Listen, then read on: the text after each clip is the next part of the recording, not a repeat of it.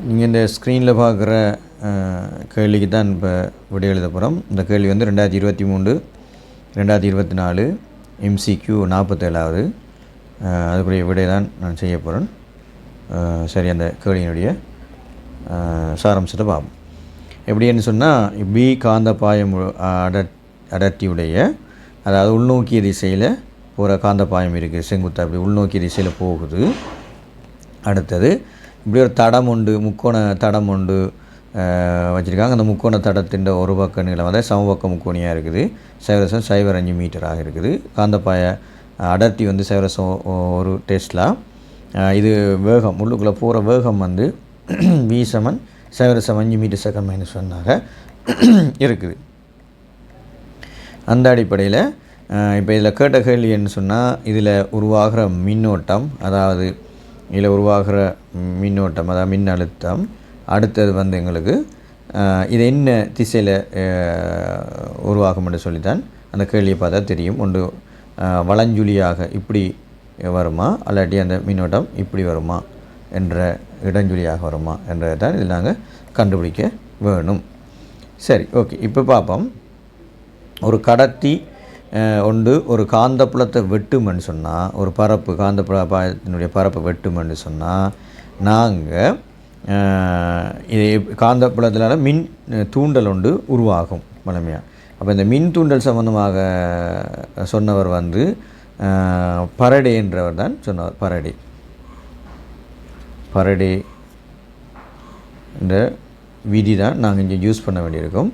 அந்த அடிப்படையில் E =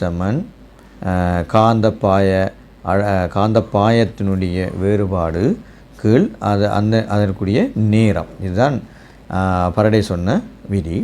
இந்த அடிப்படையில் இது பையை நாங்கள் வந்து BA என்று சொல்லுவோம். அதாவது காந்தப்பாய அடர்த்தி அது இருக்கிற பரப்பு. இது வந்து காந்தப்பாய அடர்த்தின்னு சொல்லுவோம். A வந்து அதை பரப்பாக வெட்டுற பரப்பாக நான் பார்க்கலாம். அப்போ நாங்கள் இதை எடுத்து இதில் பிரதியிட ஜோதிச்சோம்னு சொன்னால், இங்கே வந்து எங்களுக்கு பரப்பு மாறுது, பி மாற இல்லை. ஏதாவது ஒன்று மாறலாம். ஒன்று பரப்பில் வேறுபாடு வரலாம், அப்படி பியில் வேறுபாடு. ஆனால் ரெண்டையும் சேர்ந்து வெட்டுறபடியாக நாங்கள் B எடுத்துட்டு DA DT என்ற ஒரு விஷயத்துக்குள்ள நாங்கள் வரலாம்.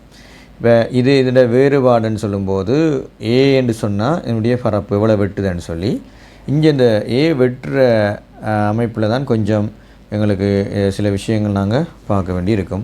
உதாரணமாக இங்கே என்ன நடக்கும்னு சொல்லி சொன்னால், இப்படி ஒரு காந்தப்பாய அடர்த்தி இருக்குதுன்னு சொன்னால், இதுக்குள்ளே என்ன செய்யும்னு சொன்னால், மட்டாக உள்நுழையிற நிலையை பார்ப்போம். இந்த முக்கோண தடம் வந்து மட்டாக உள்நுழையிற நிலையை பார்ப்போம். முதல்ல வந்து இப்படி ஒரு நிலையில் உள்ள இவ்வளோ தூரம் தான் போகுது என்ற அடிப்படையை வச்சுக்கொண்டு இதை வச்சு யோசிப்போம். அப்போ காந்தப்பாயத்தில் வெட்டுகின்ற பகுதின்னு பார்த்தோம்னா இவ்வளோ துண்டு தான் வெட்டி போக போகுது. ஆகவே இந்த வெட்டுகின்ற பரப்பை பார்த்திங்கன்னு சொன்னால் இப்படி ஒரு நிலையில் தான் இது வெட்டும். இப்படி ஒரு நிலையில் தான் இந்த துண்டு வெட்டும். அப்போ இது வந்து ஒரு எல் வடிவிலான இப்படி ஒரு வடிவிலான ஒரு நீளக்கோள் ஒன்று வெட்டுது. ஆகவே இதன் பரப்பு வெட்டக்கூடிய பரப்புன்னு சொன்னால் இவ்வளவு தான் இதில் உள்ள உண்மையான பரப்பு. இந்த பகுதி தான் வரும். அப்போ அடுத்த டேர்ன் நாங்கள் பார்த்தோம்னா, அதுக்கு அடுத்த ஒரு மூமெண்ட்டில் வேகமாக போகும்போது உள்ள ஒரு மூமெண்ட்டை நாங்கள் பார்த்தோம்னா ஒரு மட்டாக இப்படி ஒரு நிலைக்கு மாறிடும். இதுக்கு இன்னும் கொஞ்சம் மூவ் பண்ணி உள்ளே வந்து இப்படி ஒரு நிலைக்கு மாறிடும். இப்படி ஒரு நிலைக்கு வரும்போது இங்கே இவ்வளோ தூரமும் வெட்டுப்படும். அப்போ இது வெட்டப்படுற பரப்பு இவ்வளோ வேறு பரப்பாக இருக்கும். இதில் வெட்டப்பட்ட பரப்பு வந்து இந்த பரப்பாக இருக்கும். இதில் இங்கே நாம் எடுக்க வேண்டிய முடிவுகள் வந்து இப்படி தான் இருக்கணும். ஆகவே நாங்கள் இதை என்ன செய்யணும்னு சொன்னால், இந்த பரப்பின் இதை வச்சு பார்க்கும்போது A வந்து என்னத்தோட இருக்கும், இங்கே இருக்கிற இந்த பகுதி என்று சொல்லும்போது என்ன வரும், இவ்வளவும் எங்களுக்கு என்ன செய்யும், இந்த எல் நீளம், இந்த நீளம் அளவும் இந்த நீளம் அளவும் தான் போயிருக்கும். அப்போ இஞ்சால பார்க்கும்போது இப்படி பார்ப்போன்னு சொன்னோம்னா இந்த நீளம் எல் என்ற நீளம் போயிருக்கும். ஏண்டா இந்த பகுதியை நான் எல் போட்டனாக இருந்தால் அந்த பகுதி எவ்வளோ எல்லாக இருக்கும் செய்யும். இந்த பகுதியை பார்த்தான்னு சொன்னால் ஒரு செகண்ட்னு சொன்னால் வேகம் வந்து வீல் போகுதான்னு சொன்னால் ஒரு செகண்டில் அந்த V மீட்டர் இது நகர்ந்துருக்கும்.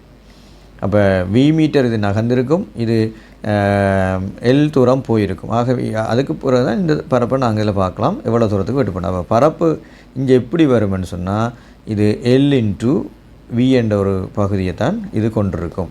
எல்லின்ற வி என்ற பகுதியை தான் இங்கே ஏக்கு சமமாக நாங்கள் கொண்டு வரக்கூடிய இருக்கும். அது வந்து இதில் இருக்கிற வேகத்தின் அடிப்படையில். சரியா? அப்போ இது இவ்வளோத்துக்குமாக நாங்கள் ஒரு செகண்டில் தானே வி வந்தது. ஆகவே இதுக்கு டீக்கு வந்து ஒரு செகண்டாக எடுத்தோம். இது ஒரு செகண்டில் ஏற்பட்ட இந்த என்ன சொல்கிற பரப்பு மாற்றம். அப்போ நாங்கள் இதுக்கு பொதுவாக எடுக்கலாம் பி, இதுக்கு பதிலாக எல் இன்ட்டு வி, அதுக்கு பிறகு அதில் இது ஒரு செகண்ட் என்ற வகையில் நாங்கள் இவ்வளோத்தையுமே பிரதியிட்டோம்.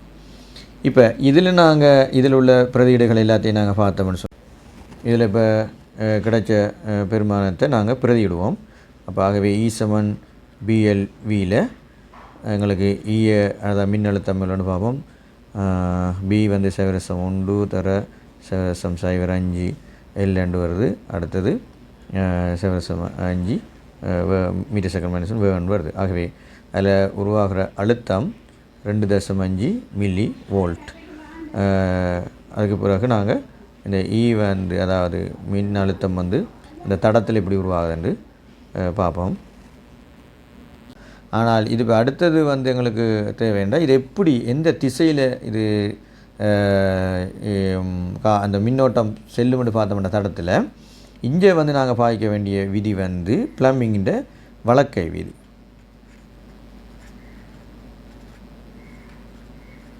விதி. இப்போ இந்த பிளம்பிங்கிற வழக்கை விதியை நாங்கள் பாவிச்சோம்னு சொன்னால் அதுக்கு நாங்கள்